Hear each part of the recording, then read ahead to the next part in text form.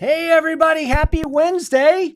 It's almost Thanksgiving. If you're in the U.S. watching us, it's, tomorrow's Thanksgiving. It's the one day a year that we're thankful for the things that we have. And then we go out the next day, the very next day, and try to get more. That's, God bless them. All right. So we have not done a live stream in a while. I've been busy doing a lot of recording of all these different instruments and stuff that you can find on our YouTube channel. But I travel a lot, and one of the things I like to do when I'm driving from place to place is to listen to audiobooks. And I stumbled in the Libby app. I stumbled across this audiobook that it's written by a violinist. Yeah, shoot, I'll listen to that. And I loved it. In fact, I'm maybe 30 minutes into the book and I'm already driving down the road and I'm texting my buddies, sending them links to this book. You've got to listen to this book. She's a violinist. She's quoting physicists. She's talking about improv. She's talking about Bach. She's talking about growing up with teachers we've all had violin teachers, So I ended up finishing the book, loved the book, and then reached out to the author and said, would you like to come talk to us? She was like, I don't know. No, actually, she was super, super excited about it. And she's right here. So let's talk to Natalie Hodges. How are you? I'm great, Matt. How are you? I'm fantastic. I'm about to eat way too much turkey tomorrow, but it's all good. Good. Me too. So what made you decide to write a book? Yeah, great question. When I was little, I liked writing, but my whole identity, and maybe I'm sure this is something that a lot of other violinists can resonate with. It was so wrapped up in music. That was how I expressed myself. I felt like, I felt like that was what should be my voice and what I wanted to be my voice. But as I got into sort of the end of college, so I was early 20s, I was kind of realizing that this lifelong dream that I'd had of being a soloist or a really great chamber musician was this thing that had always existed for me and had been this way of structuring how I thought about, just even the time of every day, how much time do I have left to practice today? What am I going to get through? And then also how I was conceiving of my future, that dream had actually never been a possibility for me. So it was this feeling of looking back at the past and having to kind of revise how I thought about myself and my whole life. And that was really difficult. And I think that kind of naturally spurred me toward wanting some kind of narrative coherence, and to try to put that together in a book. A book is the way to do that. So that was one part of it. But the other part was that because I was struggling at that time so much with performance anxiety, I was really interested in the neuroscience behind that. I was like, there has to be something I could tangibly find out about my brain. that would tell me why this is happening to me, particularly because when I was anxious, it really affected my sense of time passing in the music. So I was doing a lot of research on that, and then it kind of made sense to like just to try to get my thoughts together on it essentially and synthesize what I was learning. So I think it was those two things that prompted it to become a book. Yeah, I mean the subtitle for the book is I don't have that memorized. Something about time, right? Yeah, same. A journey through music performance and the science of time. I'm always like, what's a lot of words in that one. So yeah, it was. I wanted to write about my journey with music, but I didn't feel like I could do that without thinking about or wanting to. I should say, wanting to ground it in science. So Awesome. And I meant to, here I am. This is how bad I am. Oh, this is horrible. I meant to, I'm just going no, to drag it onto the screen right now. There we go. I meant to there it come is. up with a separate screen that was going to have the cover of your book on it so people would know what to look for. And I failed. So I'm just going to drag it onto the screen, and where it landed is where it's going to be. Um, Perfect. yeah. So maybe give people kind of an overview of what this book is, and kind of a couple of the stories in there. And we want to Sure. tease people into saying, hey, tomorrow or 2 days from now is Black Friday. Everybody's going to be talking about what kind of gifts can I get for somebody. If you have a violinist in your life, or if you are a violinist, this would be a great gift for somebody, or a gift for yourself, right? Yeah, yeah. I hope so. I think one of the coolest things for me after the book came out has been like I don't receiving feedback from other violinists or other classical musicians and non-classical musicians that a lot of the stories about I think particularly about the pressure that we put on ourselves as musicians that and this idea of like of how performance is connected to our identity that has been really powerful to hear. um, so I guess yeah, the overview of the book is I wrote it as a series of sort of interconnected reported essays, and I meant for each one to be a kind of I guess like different facets of a prism, and the whole prism is what is the relationship between um, music and the way we perceive and experience time. Because if you think about it, right, music at its core, right, it is we're just hearing time pass. Like even right, a pitch oscillating, right, that's Right. at a certain like a hertz, right, it's a certain number of oscillations per second. Um, so it was meant to be an exploration of that. And so I look at a particular kind of neuroscientific element behind performance anxiety and how anxiety affects the way like the feedback loop that exists between the regions of our brain that process sound and the motor regions. And actually what I found in doing my research for this book is those two regions really influence each other. Like we don't have a sense of time in music without our motor cortex refining, actually like sending signals to and therefore refining how we are processing auditory inputs. Um, so there's an essay that's about my experience with performance anxiety, but talking about that element of our like musical brains, essentially. There's an essay about improvisation. A wonderful musician who I hope all of your followers will look up is a pianist named Gabriela Montero, who improvises. She's an incredible improviser, but she does it in a classical idiom. So she'll place it, like you can hear one of her recordings. It's like it sounds like a concerto or a symphony, but it's all improvised. So I wrote an essay, a profile of her. There is an essay about tango music and relating Mhm. it to quantum entanglement, how two particles simultaneously like know what the behavior of another is gonna be, and connecting that to how tango dancers improvise together.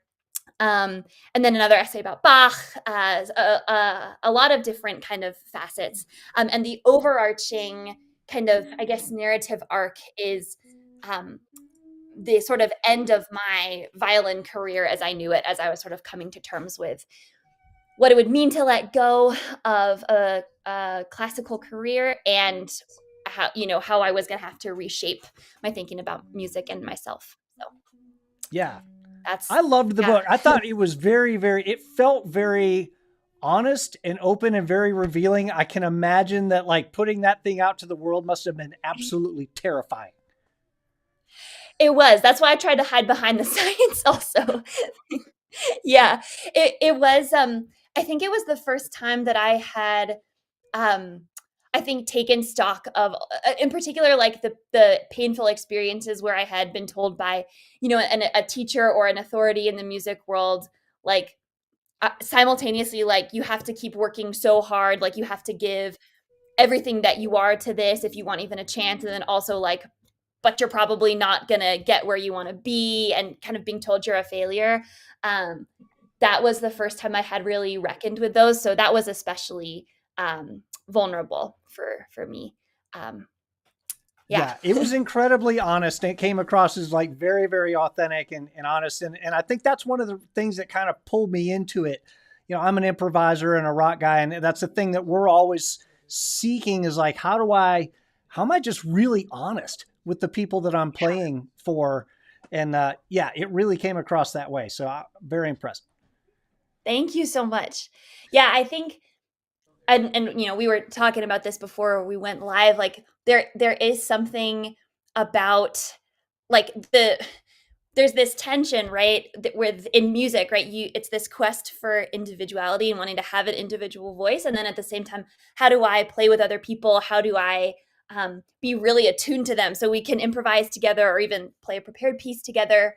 And I think in classical music, sometimes the emphasis is so much on the conformity, um, that it can be hard to feel like as a musician what your authentic voice is. Like I felt like I finally found some semblance of that when I was playing tango music as I was studying tango and watching people dance and improvise. Like that was the first time I really felt like, oh, like maybe I can have an authentic, individual, honest voice as a violinist.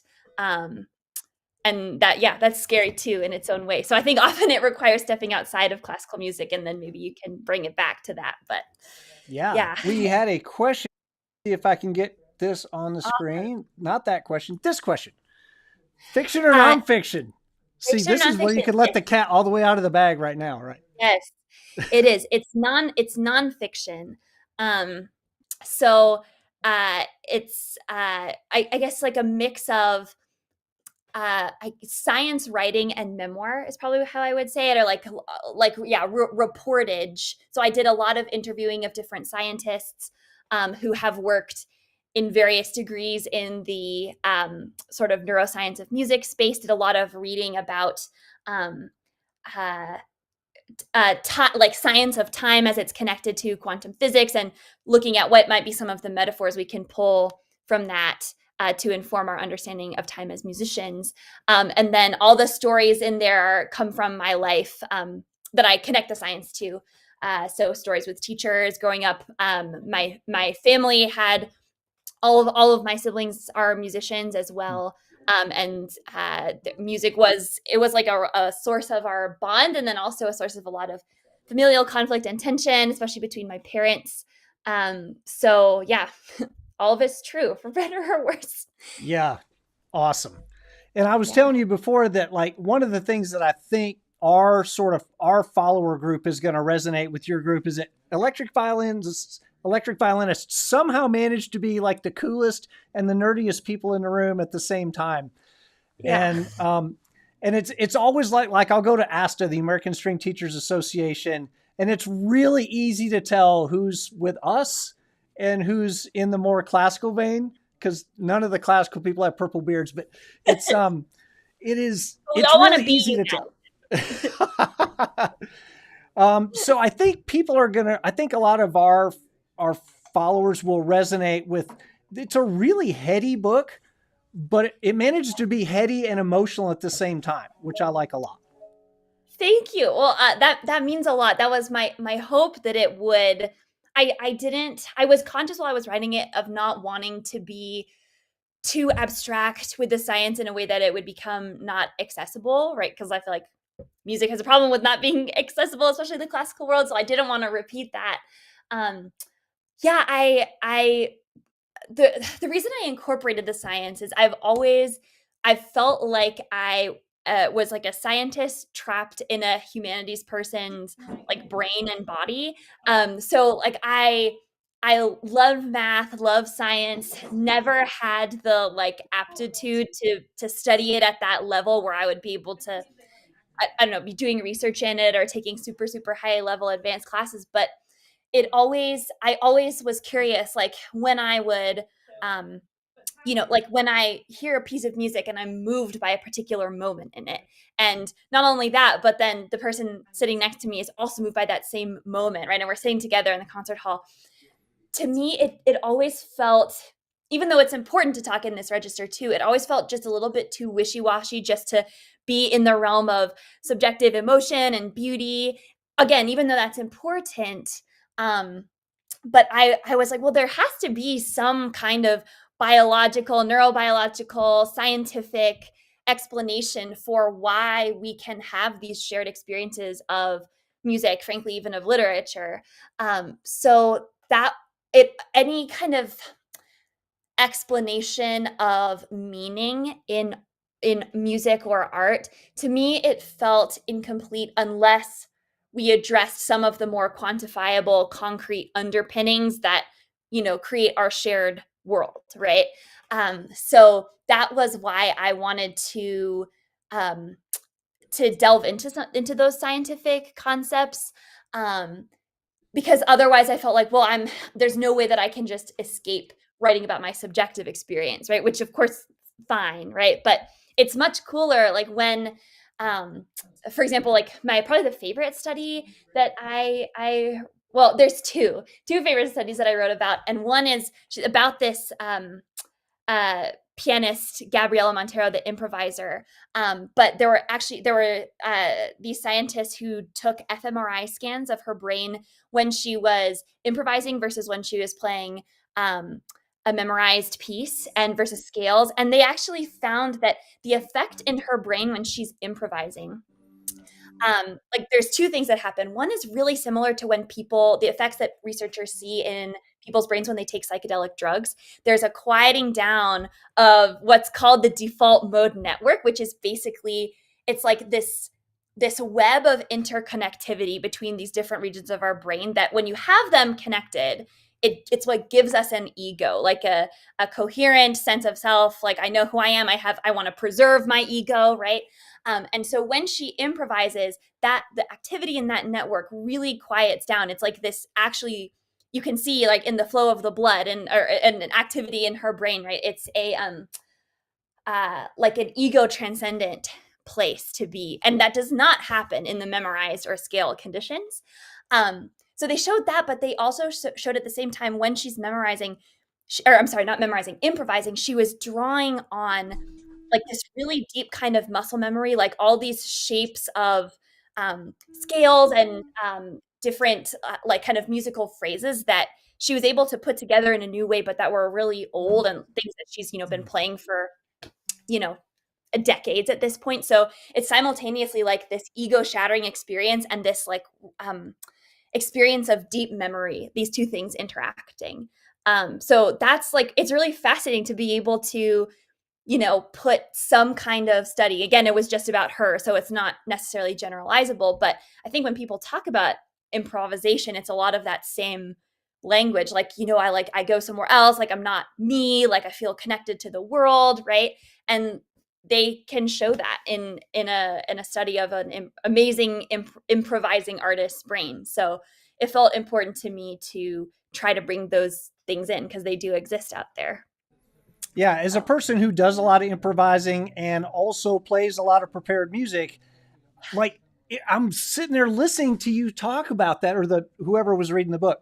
It wasn't you, right? You didn't do the audiobook. No, it wasn't. I had there's a wonderful reader for the audiobook, but it wasn't. As I'm listening to them read the book, I'm like, I really do go to two very different places, like in my mind when I'm improvising and when I'm playing something that either I wrote previously or somebody else wrote. It is a very different mindset, right? Yeah. It's really cool to hear someone such as yourself with your expertise like kind of corroborate that. It's interesting that it's two different ways of even like relating to memory too. Like I've always, and I say this in the book, like I'm not an improviser. Like I think my classical training was so like hammered into me that I was like, no, I can't do that. But I did play with a friend who's an amazing improviser, and it's almost like something you can see in people's faces. Like there's just like it's this there's almost like a kind of like a creative eternity in that moment. Like I don't know that I could see that in my friend's face when he was improvising. So it's cool to hear other anecdotes of that as Yeah, well. we can get to Oh, one of these. Let's see. Do you still play? I do still play much more rarely now, and when I do, it's primarily for I'll do gigs around Colorado, which is where I'm based. So wedding gigs, holiday parties, funerals, like that kind of way of being with music where it's I don't want to say like more commercial, but like yeah, I'm there for a gig for like someone has hired me for their event, and I actually love that so much. Like there's not the pressure is not, oh, am I going to execute this run perfectly? It's like, no, I get to be part of this day that's really important to this couple or whoever it is. And so then it's not so much pressure, but it's more about being with, right, and being together. And so that's been a really wonderful way for me to keep in touch with my music. I still really feel some type of way about um, uh, classical music. Like it's hard for me to like listen to the concertos that I used to play because it does give me so much grief still.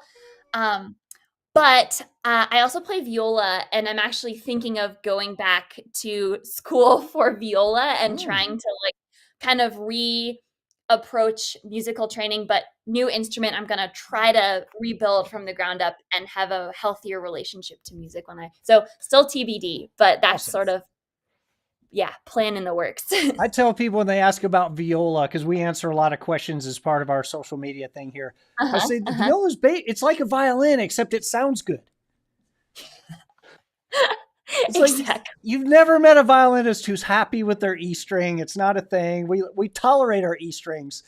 And then we'll Yes. make fun of the people who just ditch the E. They're like, well, we're just not going to do this. We're not participating in this E string madness. We're not doing it.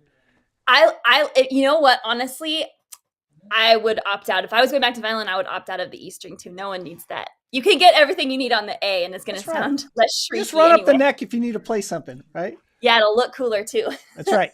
Now I'm a six string guy, so basically, like my world is essentially a viola with a low F and a high E. Ah, so you have all the worlds That's where it's together. at. Yeah. So Yeah, we might electric. We might suck you into the electric world here. Here I'm is very we've got a bunch more comments here. The yay. science aspect resonates with cognitive mapping within a cultural frame, a structure for poetic anthropology. Ooh, somebody else Ooh, is a writer. What? this is fascinating. And I'm afraid I'm not going to be able to answer this. I don't know exactly about cognitive mapping. So I don't want to talk about something I don't know about, but I That's my like whole job is talking about stuff I don't know about. I do what I will say a structure for poetic anthropology.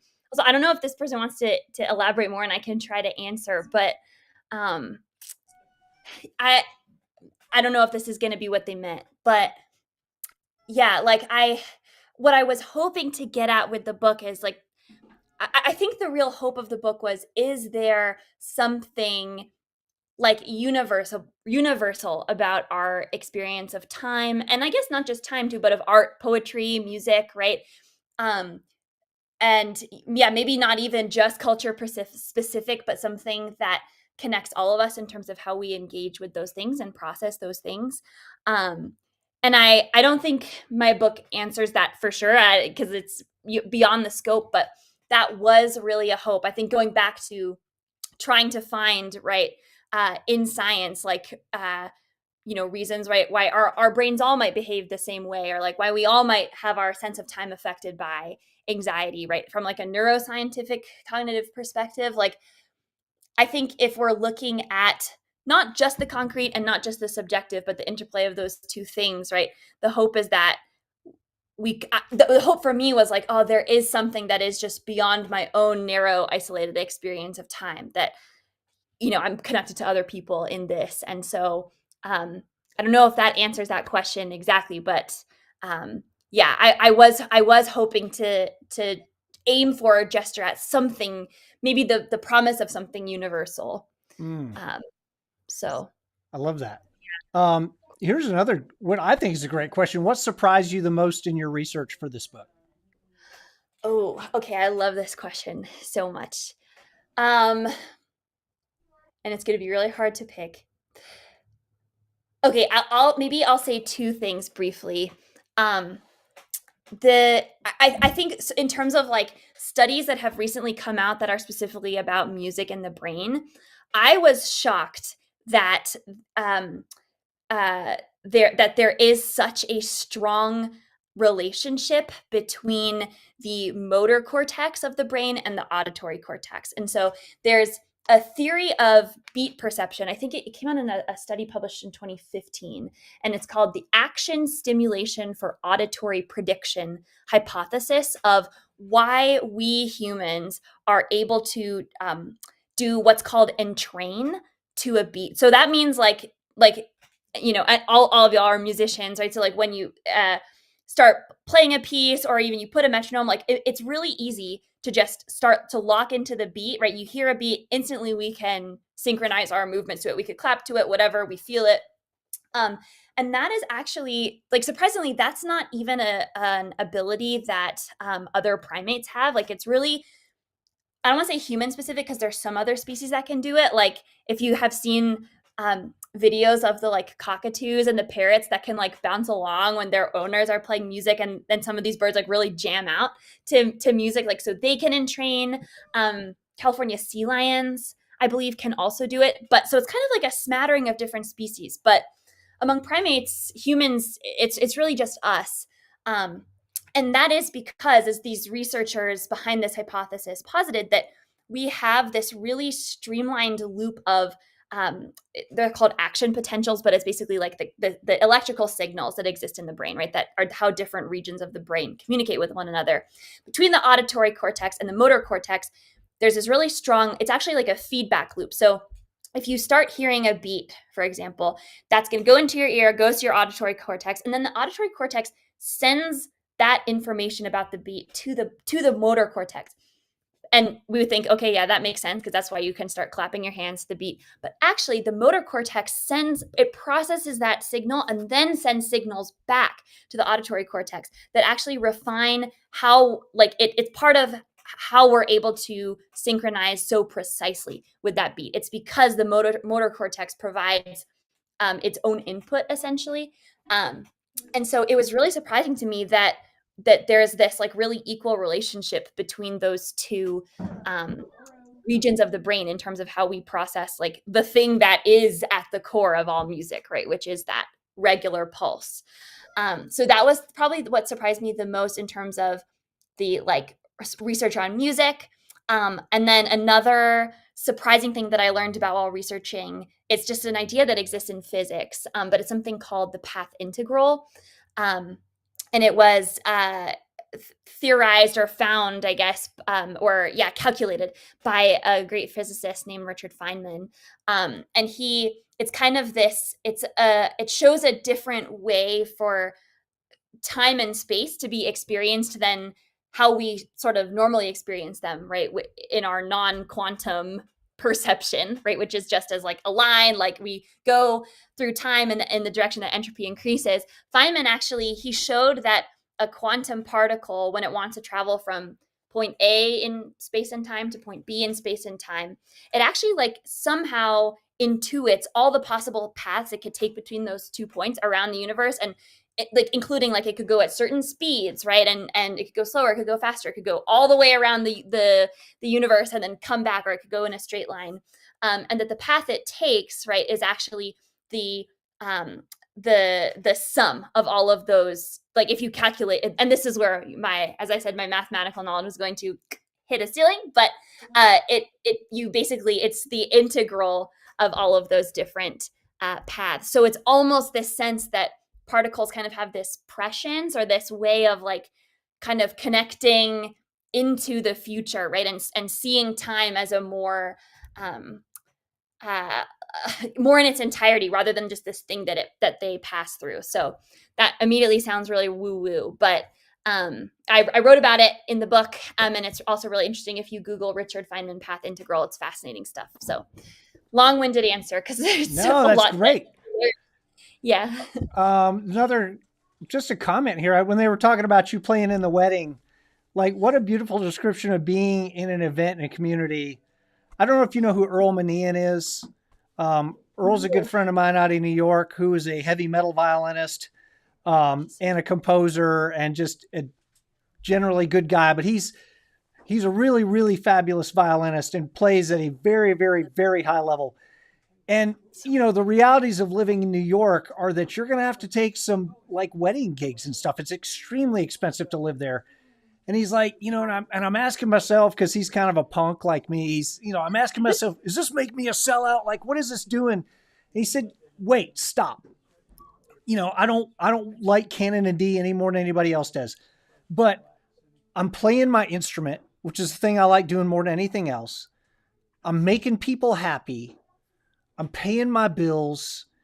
I'm spending time with cool people. Like, what's wrong with, there's nothing wrong with this. These are all good things, right? Yeah. And those are all the things. Oh, sorry, the sun is coming. Those are all the things that music really should be about. Like, it should be something that you can pay your bills with, right? It shouldn't just have to be a hobby for us. And there's no shame in that. And yeah, I think I had gotten so far away from the idea of like, we should play to make people happy. Like, that's why we should play. And we should play to make people feel things together. And I think it's so easy for, the professional music world, and it's a good thing, right, that we're focused on like, how can we be the most creative, or like create something new, right? Of course, all that's important, but that none of that means anything without making people happy. And so I think it's something all musicians should do, frankly, is like play wedding gigs, play a funeral, right? Have to keep your cool when everyone around you is crying. And I think what's really important is like you're playing at gigs where the music is not this, it's like so important to creating the mood, but it's like not everyone is there to see you. They don't, like, you're there to add to something. And it's really, I think it's good for all musicians' egos. And I think like, yeah, to still have to be like, I'm going to play my best, but because it's for them, it's not about me and my performance. Yeah, I think we can get narcissistic enough that, we get what's called the complex complex. My buddy Alex Price coined that. And it's that unless it's complicated or difficult, that it has no value. Right. Yeah. And you listen to some of the most beautiful melodies in music history, da, da, da, da, da, da, da, da, da. It's, how simple is that? Like, you could have played that when you were 5, but it really just, that just grabs people by the soul. And the Ligeti violin concerto is this incredibly crazy, over the top technical thing that, how many people really connect with that? How many people are going to walk out of there going, man, that just really touched my soul. It changed me as a person. I might have changed you as a person because it made you want to off yourself trying to learn it. But yeah, like, sometimes we forget that our job, like you said, is to express emotion. And it's not just the most difficult possible piece of music. It's not the chaconne, to talk about your book. Yeah. It's not necessarily the chaconne, right? It could be freaking canon in D, for, God forbid. Yeah. Honestly, like, anytime, and it's always love you, cellist, but it's always the cellist. And I understand why you say this, but whenever a cellist is like, oh, I don't want to play canon in D, and we're at a wedding gig, I'm like, no, you're playing canon in D because these, like that's what this, this couple wants to hear on their wedding, and we're gonna play it so well. Like, you can still make it really beautiful. I don't know. I think you're right. Like, it's really important to, like, if you reorient toward like why we play music, you would never rule out a canon in D. Even, yes, though it's not interesting, it's so boring for the cello, or it's like not interesting for you as the musician, but yeah, you wouldn't rule it out if you're approaching music from that different perspective. Yeah. All right, let's do some more whiplash here. We got my buddy Matt Manweiler, who's a very incredible musical mind, talking about Feynman. Let's see, lots of stuff here. He broke out of Los Alamos. What? Ooh, Okay, watch it. talking about anxiety in performance. See, that's another big topic. He was the goat. His lecture series, and then also like he's also someone like, I think he's a great example of someone who, like, he didn't suffer from a what you called him at, like a complex, because I think so much of his career, especially later in life too, was about how do I make, like, he thought it was important that a lay person who doesn't know, like, who wouldn't be able to like do the calculations could still understand, right, what the path integral is, or that they could have like sort of a fundamental sense of how quantum physics works, right? He thought that was important, right? Not because like, oh, it's only worth it if you can do all the calculations and you can come up with this research, but I think he saw it as a really important part of the humanist project, right? And he's like, I think in a way like when I read his like lecture series and stuff and his other books that he wrote about physics, for again a general audience, it's like he clearly thought that there was some emotional content, or that it was possible for us to have like a literary emotional connection with those ideas. So yeah, he's goated. Another comment here: music is time, and it marks the passage of time. Yeah, I think somebody has described like painting or sculptures like how we decorate space, but music is how we decorate time. I don't know who said that. It certainly wasn't me, but yeah. No, I think it totally makes sense, and I love this observation because, yeah, isn't it that like people like the music that you loved and listened to a lot in your late teens and your early 20s, isn't it? I think there's maybe some study, or I don't know, maybe I'm making that up, but I definitely, I think I've heard that like the music that when you're kind of coming into your formative adult years, right, that like you remember those songs for the rest of your life, and they tend to have a really special connection to you. And then also if you think about like, I mean, if you think about even songs that you heard when you were little, or even like rhymes, like nursery rhymes, there's something about the way that those imprint on you, I think, because of the sound and the structure in time. That I could sing some of the songs that my mom sang to me or my grandma sang to me when I was little, like right now. Not gonna do it, but oh come on, entertain us. This is fine. But I also I think also it's a really interesting observation what this person wrote too, because of, I think it has a lot of implications for the field of music therapy, and particularly how that's being used to help patients with dementia, Alzheimer's, cognitive decline, right? That there's something about music structuring the time of our lives, right? And we connect with certain pieces across our lives, and that when we hear them, right, like it can, I think, circumvent a lot of the other a lot of the memory problems that people develop when they're older, and it can bring you right back. Like I mean, it's amazing, like to see footage of dementia patients who are again singing a song and dancing to something that they knew when they were younger, when other times they might not remember their name, right? They might not remember their family's names. So that there is something really powerful about it, almost as like it connects us, like we're just able to remember it better, like and neurobiologically maybe that's something to do with how many like different brain regions it draws on. I'm not sure. Haven't looked into the research on that, but I think they're also like that emotional component of who I was at different times in my life connected to music, and that allows me to access that again. So there's a really cool documentary on Glenn Campbell, who's one of the greatest guitar players in country music history, and cool. was obviously a singer, had a bunch of hits, Wichita Lineman and all that. But he had Alzheimer's, and he was kind of late in his life, and he was like, he didn't know if he had pants on, but they'd put him up on stage and they say, hey, we're going to play this song. He's like, well, what key?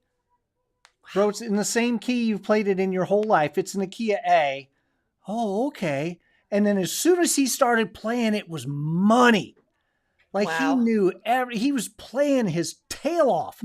And Mm. then he would get done and you just see his eyes kind of go back to this, I don't know who I am or where I'm at. And it was really sad. I've seen a lot of family members go through that. But music, there's a different set of pathways there than there is Yeah. for like, have I eaten breakfast today? Right. Yeah. Yeah, that's amazing too. I'll have to look up the I love Wichita Lineman, so I'll have to look up footage of him playing. It makes me wonder, like back to that study of Gabriela Montero, the improviser, like maybe it is something about like that deep like muscle memory that comes up, or I don't know, like maybe something with your default mode network. Now just in the realm of speculation, but um yeah, it's like it does feel like there's something almost like I don't know, I like magic isn't the right word, but I'm like kind of struggling to figure out what the other word for it would be. What music does for our brains and our, like connecting to our earlier selves, and yeah. I do want to remind people that we're talking about your book, Uncommon Measure. It's a great conversation. I'm really enjoying this, but I want people to remember the reason we're talking is like, buy her book, read her book. Thank you. It's coming up on a time of the year where lots of people get gifts. So, if you know a violinist or if you love one or if you really want to annoy one, I guess with like, hey, you're not as smart as this person.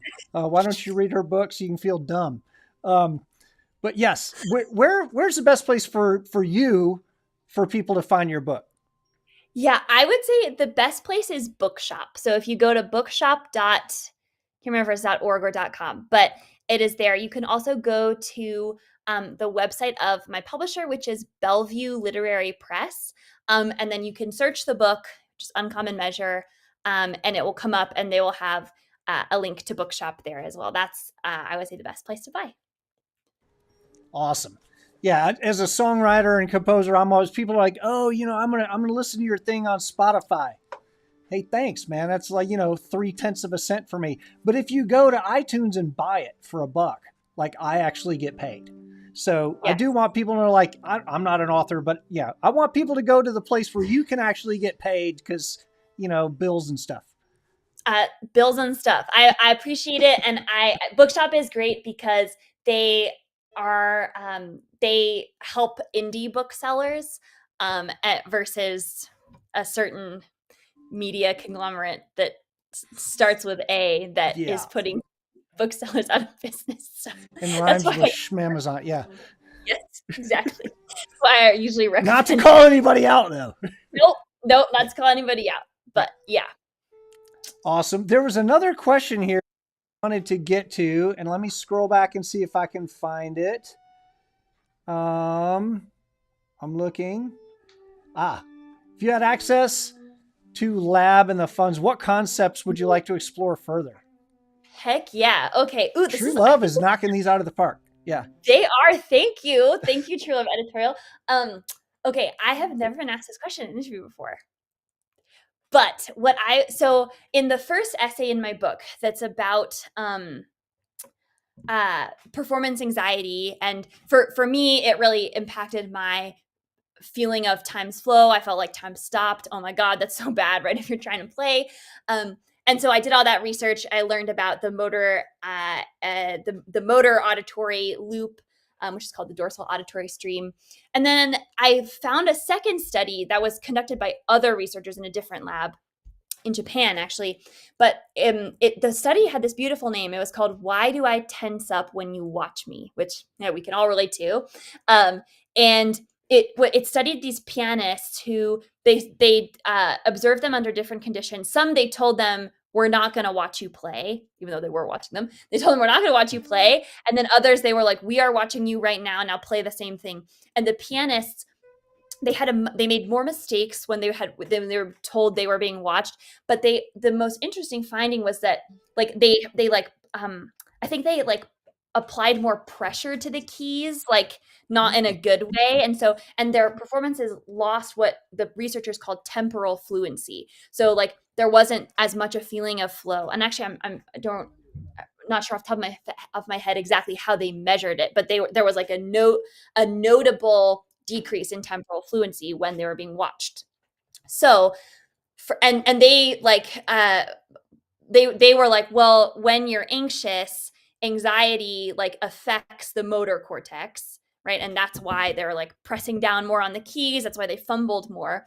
And so I thought, okay, well, if the motor cortex is so connected to the auditory cortex, and that connection is what allows us to have a feeling of processing time fluently and training to a beat, that you could connect that to the Japanese study where they showed that anxiety, like it interferes with your motor coordination.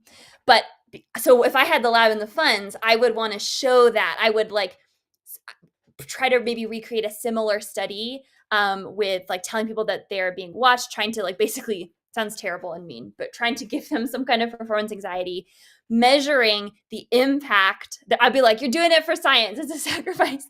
Measuring the impact of that anxiety on the motor cortexes, not just the motor cortex, but its like relationship to the auditory cortex in that loop. And so could we actually see anxiety at the level of the brain disrupting temporal fluency rather than having that just be a conjecture or a hypothesis? So that is what I would study. Ooh.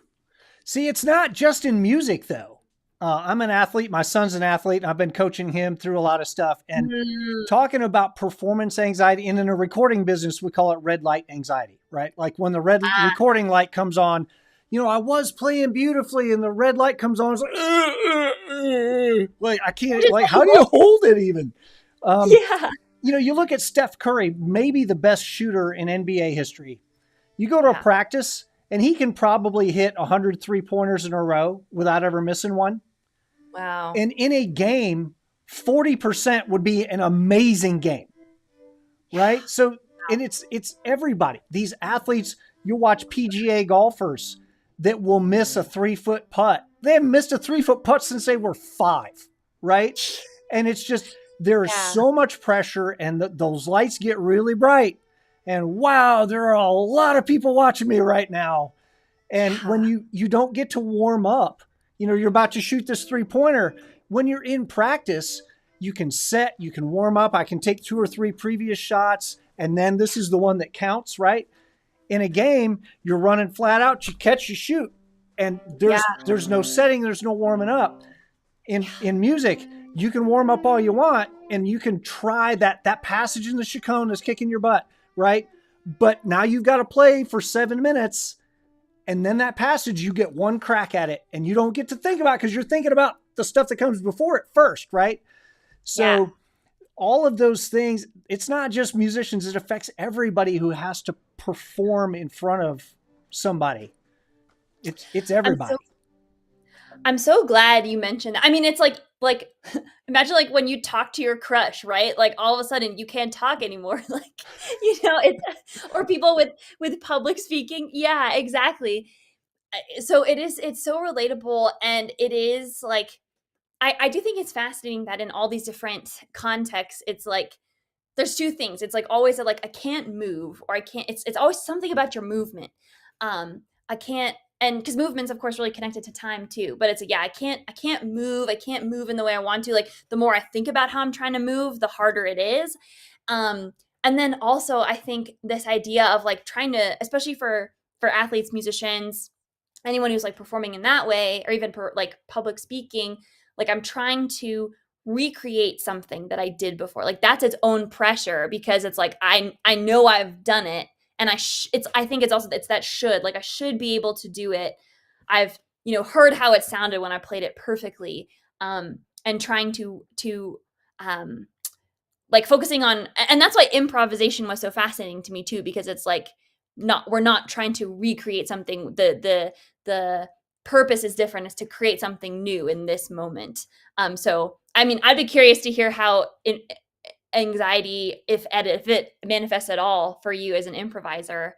Like, is it the same? Is it different? Do you not get it? I don't know. Well, we're usually drinking, so no. Well, maybe. There we go. Yeah, it is. The pressure is really different. I'm on the rock side of things, where the technical difficulty of what I'm playing is not as high as, if I'm playing a concerto or something. If I'm improvising on a Dave Matthews tune or something, I'm not being asked to do the things that I have to do in a Brook concerto, right? But nobody wrote this. Like I have to come up with a thing, and I guess those of us who do it enough, like I'm not stringing new notes together. I'm stringing phrases together that a lot of Mm. this stuff I've come up with in a practice room. I was talking with my buddy Alex Depew, who used to play with Steve Vai, and I would ask him, how much thinking are you doing on stage about, is this a whole tone lick or is this a Dorian thing? Or he said, man, I do all my thinking in a practice room. When I'm on Mm. stage, I'm just playing. So it's a very, very different mindset. The level of difficulty is not as high. Technical difficulty is not generally as high, but trying to come up with the words and phrases as you're saying them and playing them is differently taxing, I think. Yeah. It's fascinating that you said like with all of your experience, like it's kind of become, okay, I'm not just playing notes now, like I'm piecing together phrases. Like Mm. the more familiar you get, the building blocks get bigger. And maybe there's more room for letting go. That's fascinating. Yeah, for sure. So instead of thinking about, I'm going to play F sharp and then an A and then a G, I'm thinking about this line that I'm going to play. This whole Yeah. line, so that I don't have to think about it. Like when you're walking, you don't think about right foot, left foot, right foot, left foot. Oh, try not to tip over. You're thinking, I'm going to walk over to that spot there. And then the back of your brain actually takes over and handles the details. Mm. The more Yeah. you improvise, the more the back of your brain takes over the details of the individual notes and bowings and all that. And the front of your brain is more focused on the direction that I'm headed. Does that make Mm. sense? It's a beautiful way of putting it. There's actually this, I'm gonna forget. I think maybe the composer is John Adams, but he has an Mm. album called Lines Made by Walking, and it sort of Okay. sounds like what you're saying. Like it's yeah, you're like trying to look out toward the horizon. I had a violin teacher who she used to stand in the back of the room and be like, long line when I was playing. And I wasn't improvising, but I think, yeah, once if you can get out of the nitty-gritty with your thought, right? That's probably the only way to have that temporal fluency, like those researchers were saying. So, Yeah, somebody's pointing out Jaco would do the same thing. I don't know if you're familiar with Jaco Pastorius, one of the greatest bass players of oh, all time. Thinking before the gig, and then when you're playing, yeah, you're not. You are thinking, but you're thinking of differently. You're yeah. kind of pulling in the stuff that you've done, and it is a lot more. Improvising is a lot more a like a team sport. Mm, Whereas classical music to me relates a lot more to like figure skating or gymnastics. There's a thing that I have worked on and I'm going to go execute that thing. When I'm playing yeah. basketball or doing jujitsu or whatever, like I don't know what the other person's going to do. Right. So, Yeah. I've got, like Mike Tyson said, everybody's got a plan until they get hit in the mouth. So you've got some general concepts that you want to do. We want to control the tempo of the game, but that's a Yeah. big concept. That's not a specific. So I Mm, think improvising reminds me more of team sports, and classical playing reminds me more of like individual sports. Like you're going to go out and execute a certain bar routine or a certain pommel horse routine. Does that make sense? it makes so much sense, and I love that metaphor, and I actually think that that metaphor is important for all musicians, and then I think especially classical to think about and to take from team sports, to take from improvising, because I think if you're like what you're saying is like improvisation is about responsiveness, right? It's not about like, oh, I'm just gonna like make this thing happen again, but it's about, okay, I'm reacting in the moment. I trust myself that I can handle it. There's not really a mistake because there's just however I react and Right. respond. And then if we fumble the ball, we just try to, we got to pick it up because the game is Right. still going. So I wish that was something that I had been thinking of because even if you're like playing a piece that you already know, like you can still do that. Like you can almost think of it as you're responding to like everything that's happening around you, like the echo of the hall, how the collaborative pianist is playing, right? Like how even you're feeling, and I think approaching it from a much more responsive, like, yeah, like call and response kind of perspective would be helpful. And I think that's something that teachers could, in the classical world, could really work with their students on, to like give them that perspective. Because we're always just so focused on like intonation, bow use, intonation and bow use. But it's like, you got to prep people to go out into the world and do the thing, you know? And that isn't just, oh, I practiced 8 hours. Like there's a lot more to that. So I like that metaphor. Frank Zappa used to talk about that. He would never play a tune the same way twice. He figured that was disrespectful to his audience, because it meant that he wasn't receiving anything from them. So if I'm receiving things from you, it's going to affect me, which is going to affect the way I play, which is going to affect the way you respond, which is going to affect me. And it becomes this feedback loop. Because if I played it the same way 2 times in a row, it would mean that I'm ignoring my audience. And then like, that's disrespectful. They spent money to come see me. Right. Yeah. Oh man, I love that. I love that so much, because then it's like, it's seeing it as like, oh, we're going to create something together. Right. And even the audience is involved in that. I guess if you're just trying to play it the same way, which is what I always would try to do, it's just dead, right? You're just like dragging a corpse into each new performance, right? So I love that. Then it can be about, creating. So yeah. This has been a really wonderful conversation. Thank you so much for taking time out of your day. As a reminder to people, the book, Common Measure, go buy the book. Thank you so much. It's been an absolute pleasure for me to talk to you. Thank you for your time. Thank you for everyone who listened. And come hang out with us if you're in Raleigh, Durham. If Raleigh, Durham's not our place; it's an airport. But it's 2 cities. It's like Minneapolis, St. Paul. If you end up in the RDU airport, you're 15 minutes from the shop. We'd love to have you if you come by sometime. If I'm in North Carolina, I'm coming your way. So awesome. Well, Thanks. It's really been enjoyable. Thank you so much, and hope we can hang out sometime soon. I hope so too. Happy Thanksgiving. You too. Bye.